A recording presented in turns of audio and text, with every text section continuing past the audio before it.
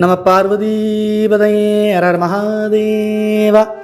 ஞானமே வடிவாகிய ஞானமான ராசு பெருமான் திருவுருளையும் சித்தாந்த சைவத்தின் ஆதி பரமாச்சாரியார் ஸ்ரீ மெய்கண்ட தேசிக உத்தமருடைய குருவர்களையும் திருக்கைலாய பரம்பரை மெய்கண்ட சந்தானம் திருவாவடுதுறை ஆதீனம் ஸ்ரீலஸ்ரீ 24வது குருமகா சன்னிதானம் அவருடைய குருவர்களையும் அடியேன் முதற்கண் முக்கரணங்களால் வணங்குகிறேன்.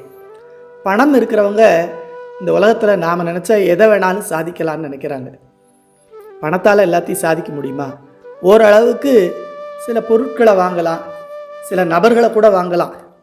இப்போ உதாரணத்துக்கு கொஞ்சம் வருடங்களுக்கு முன்னாடி ஒரு பெரிய நோய் இந்த உலகத்தையே ஆட்டி படைச்சது. அதில் பெரிய பெரிய பணக்காரங்க எல்லாமே எவ்வளவோ மருத்துவ சிகிச்சை எடுத்துக்கிட்ட பிறகும் பலனளிக்காமல் இறந்து போனாங்க. ரொம்ப ஏழைப்பட்டவங்க பொதுவான சிகிச்சை எடுத்துகிட்டு கூட பிழைச்சிருக்காங்க. அப்போது பணத்தினால நாம் மருத்துவ சிகிச்சை எடுத்துக்கலாம், நமக்கு தேவையான வசதி வாய்ப்புகளை ஏற்படுத்திக்கலாம், பெரிய பெரிய டாக்டர்களை பார்க்கலாம், வெளிநாட்டுக்கு போய் சிகிச்சை பண்ணிக்கலாம், எல்லாம் பண்ணலாம். ஆனால் நோயை குணமாக்க முடியுமான்னா முடியாது. அப்போது பணத்தினால இந்த உலகத்தில் எதையும் சாதிக்க முடியாது. பணத்தினால ஓரளவுக்கு சிலதை நம்மால் அடைய முடிஞ்சாலும் நாம் நினச்சதெல்லாம் சாதிக்க முடியாதுங்கிறது ரொம்ப தெளிவாக புரியுது. அடுத்து சிலர் என்ன நினச்சிக்கிறாங்க, அறிவுனால எதை வேணால் சாதிக்கலாம்னு நினைக்கிறாங்க. அறிவுள்ள ஒருத்தன் வியூகங்களை வகுத்து தனக்கு சாதகமாக சுற்றி இருக்கவங்களெல்லாம் ஆக்கிக்கிட்டு தனக்கு எதிரானவங்களெல்லாம் அழிக்கிறது, தன்னை இந்த சமூகத்தில் ரொம்ப உயர்ந்தவனாக காட்டிக்கிறது, அதன் மூலமாக பணம் சம்பாதிக்கிறது, புகழ் சம்பாதிக்கிறது, பதவிகளை அடையிறது, இதெல்லாம் பண்ணலாம்னு நினைக்கிறாங்க. இதுவும் ஓரளவுக்கு சாத்தியம்தான். இருந்தாலும் என்னதான் பணமும் அறிவும் இருந்தாலும் இறைவனுடைய அருள் இல்லைன்னா, நமக்கு அந்த விதி இல்லைன்னா நம்மால் எதையுமே அடைய முடியாது. இது தெய்வ புலவர் ஊழிற் பெருவலி யாவுள்ள மற்றொன்று சூழினும் தான் முந்துருங்கிறார். அதாவது வினையை விட பெரியது என்ன இருக்க முடியும்? எத்தனை பேர் உனக்கு துணையாக இருந்தாலும் சரி, எவ்வளோ பணபலம், ஆள் பலம், அறிவு பலம் இருந்தாலும் சரி, இறைவன் உனக்கு என்ன விதிச்சிருக்கிறாரோ அதுதான் உனக்கு கிடைக்குமே ஒழிய அதை மீறி ஒன்னால் ஒன்றையும் சாதிக்க முடியாதில்ல, அதில் வாழக்கூட முடியாது அப்படிங்கிறத தெய்வ புலவர் நமக்கு ரொம்ப தெளிவாக இந்த குறளில் விளக்கி சொல்லியிருக்கார். இப்போ பணம் இருக்கிறவங்களுக்கு தமோ குணம் ஜாஸ்தியாக இருக்கும். இந்த தமோ குணத்தினாலையும் அதே சமயத்தில் படிப்பு இருக்கிறவங்களுக்கு நான் என்னும் அகந்தை இருக்கும், அதாவது ரஜோகுணம் இருக்கும். பணம் இருக்கிறவங்களுக்கு எனது அப்படிங்கிற புறப்பற்றும், அறிவு இருக்கிறவங்களுக்கு நான்கிற அகப்பற்றும் ரொம்ப அதிகமாக இருக்கும். இந்த ரெண்டு நாளையும் இந்த உலக விஷயங்களையே அடைய முடியலன்னா மேலான இறைவனை எப்படி அடைய முடியும்? நிச்சயமாக முடியாது. அதனால தான் இவர்களாலெல்லாம் அடைய முடியாத ஒரு மலையாக அண்ணாமலை இருக்காரு அப்படின்னு நம்ம சொல்கிறோம். அண்ணுதல் அப்படின்னா நெருங்குதல்னு பொருள். அண்ணாமலைன்னா நெருங்க முடியாத மலை. பொதுவாக நம்ம என்ன நினச்சிக்கிறோம், அது நெருப்பு மலையாக இருக்கிறதுனால யாராலையும் நெருங்க முடியாது அப்படின்னு நினைக்கிறோம். ஆனால் உண்மை என்னன்னா 23வது குருமகா சன்னிதானம் அடிக்கடி எல்லார்கிட்டையும் சொல்லிகிட்டே இருப்பாங்க, 3 குணங்கள் இறைவனை அடைவதற்கு பெரிய தடை. முதல்ல இறைவனை அடைவதற்கு அறிவு வேணும், ரொம்ப முக்கியம். அறிவுன்னா இந்த உலகியல் அறிவு இல்லை, PhD படித்தவங்க இல்லை. அதாவது இந்த உலக பொருட்கள் எல்லாம் நிலை இல்லாதது, இறைவன் மட்டுமே நிலையானவன். இதனால நமக்கு கிடைக்கக்கூடிய இன்பங்கள் எல்லாம் சிறிது பொழுது இருந்து நீங்கி போகும். இறைவன் கொடுக்கக்கூடிய அந்த பேரின்பம் தான் நிலையானது.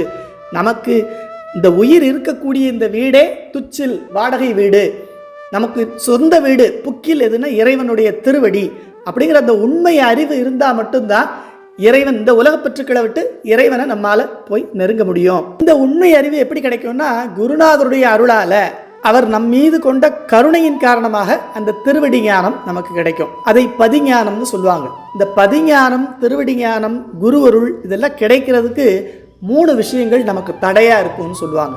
அது என்னன்னா தனகர்வம், வித்யாகர்வம், குலகர்வம். அதாவது தான் பெரிய பணக்காரன் அப்படின்னு நினச்சிக்கிறது, அடுத்து தன்னை பெரிய படிப்பாளின்னு நினச்சிக்கிறது, 3வது தன்னுடைய குலப்பெருமையை ரொம்ப பெருசாக நினச்சிக்கிட்டு மற்றவங்களெல்லாம் ரொம்ப இழிவாக பேசுகிறதும் நினைக்கிறதும் பண்ணுறதுமா இருக்கிறவங்க. இந்த 3மே இறைவனை அடைவதற்கு தடைன்னு சொல்லுவாங்க. இதைத்தான் செல்வத்துக்கு அதிபதியாக திகழக்கூடிய லட்சுமிக்கு கணவனான திருமாலும், கல்விக்கு அதிபதியாக சொல்லக்கூடிய சரஸ்வதிக்கு கணவனாக திகழக்கூடிய பிரம்மாவும் இறைவனுடைய அந்த ஜோதி ரூபத்தின் அடியையும் முடியையும் காணாது போனாங்க அப்படின்னு நமக்கு புராணங்கள்லாம் சொல்லுது. அப்போ அவன் அடையவே முடியாத ஒரு பொருளாக, யாராலையும் நெருங்க முடியாத ஒரு மலையாக அண்ணாமலைன்னு சொல்கிறீங்க. நெருங்க முடியாதுன்னு யாராலையும் நெருங்க முடியாமல் போச்சுன்னா அவரால் யாருக்குமே எந்த பயனுமே இல்லையே. அப்படி இருந்து என்னதான் பிரயோஜனம்? அவர் எதுக்கு தான் இருக்கார் அப்படின்னா, நெருங்க முடியும். யாரால் நெருங்க முடியும்னா, நான் என்னும் அகப்பற்றையும் எனதென்னும் புறப்பற்றையும் விட்டு யாரெல்லாம் இருக்காங்களோ அவங்கெல்லாம் குரு அருளால் அந்த பதிஞானம் பெற்று அவனை வழிபட்டாங்கன்னா நிச்சயமாக நாம போய் அவனை நெருங்கிறது இல்லை, அவனே நம்மளை தேடி வருவாங்கிறத தேடி சென்று திருந்தடி ஏத்துமின் நாடி வந்தவர் நம்மையும் ஆட்கொள்வார், ஆடி பாடி அண்ணாமலை கை தொழ ஓடிப்போம் நமது உள்ள வினைகளேன்னு அப்பர் பெருமான் நமக்கு தெரிவிக்கிறார். அதாவது எப்போ நீங்கள் உங்கள் வீட்டிலேருந்து கிளம்பி திருவண்ணாமலைக்கு போய் அண்ணாமலையாரை தரிசனம் பண்ணணும், அவரை வழிபடணும்னு நினச்சி கிளம்புறீங்களோ அப்போவே திருவண்ணாமலையிலேருந்து அண்ணாமலையார் என்ன பண்ணுறாரு, நம்முடைய குழந்தை நம்மளை பார்க்கறதுக்காக கிளம்பி வந்துட்டு இருக்கான், அவனுக்கு முன்னாடி போய் அவனுக்கு தேவையான அந்த உதவிகளெல்லாம் செஞ்சு அதில் வரக்கூடிய இடர்பாடுகளை எல்லாம் அகற்றி அவனை இங்கே கூட்டிகிட்டு வந்து அவனுக்கு அருள் கொடுப்போன்னு அவர் திருவண்ணாமலையிலேருந்து கிளம்பி நம்மளை காட்டிலும் வேகமாக வந்துட்டுருக்காராம். நம்ம போகிறது ஒரு கார்லேயோ இல்லை பைக்லேயோ எப்படியோ போகிறோம்னு வச்சுக்கோங்க, நம்முடைய வேகமெல்லாம் எவ்வளோ இருக்கும்? ஒரு 100 கிலோமீட்டர் 150 கிலோமீட்டர் ஸ்பீடில் போகலாம். ஆனால் அவருடைய வேகம் நம்மளால் கணக்கே சொல்ல முடியாது. அதனால் அவர் கிளம்பி வராருன்னா நம்ம இங்கே நினச்ச மாத்திரத்திலே அவர் நம்ம கூட இருப்பார். அவர் எப்பவுமே நம்ம கூட தான் இருக்கார்.